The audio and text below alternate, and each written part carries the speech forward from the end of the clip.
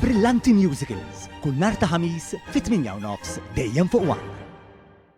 Fil-kulleġġ tal-Emkas saret waħda mill-aħħar laqat minn sensiela b'konsultazzjoni pubblika mal-partijiet ikkonċernati dwar l-Istrateġija Nazzjonali għall-Edukazzjoni sal-2030. Għal din il-laqgħa kien hemm preżenti wkoll il-Ministru għall-Edukazzjoni Clifton Grima. F'diskors li għamel fil-bidu ta' din il-laqgħa, il-Ministru Grima qal li din l-istrateġija mhux issir f'uffiċċju iżda saru l fuq minn 200 laqgħa ta' konsultazzjoni ma' bosta partijiet ikkonċernati.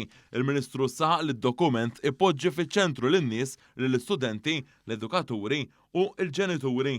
Ares lej dak li huwa l-iżvilupp sħiħ tal-istudenti tagħna u fuq kollox anke il-benesseri tal-edukaturi. L-edukaturi li għandhom rwol importanti ħafna fis-sistema edukattiva u allura anke kif qegħdin naraw propju llum kienu partners importanti ħafna, sieħba importanti ħafna f'dak li huwa anke il-proċess ta' tfassil ta' dan id-dokument u din l-istrateġija li rridu naraw li tkun waħda ħajja, waħda reali li tiġi propju trasformata minn dokument għal realtà li tkun ta' benefiċċju għal poplu Malti u għawġi kollu. Is-Segretarju Permanenti Matthew Vella qal il-Ministeru għall-Edukazzjoni jemmen fid-dialogu u dan qed jintwera b'mod ċar f'din il-konsultazzjoni. Spjega li l-bidliet meħtieġa iridu jsiru b'taħriġ u l-għajnuna kollha li hemm bżonn biex dan is-settur ikompli jissaħħaħ. F'din il-laqgħa ħaddu sehem bosta edukaturi u anke studenti. Vella jgħid li l-konsultazzjoni għandha ssir ukoll ma' rappreżentanti tal-istudenti hekk kif il-ħsibiet tal-istudenti huma importanti.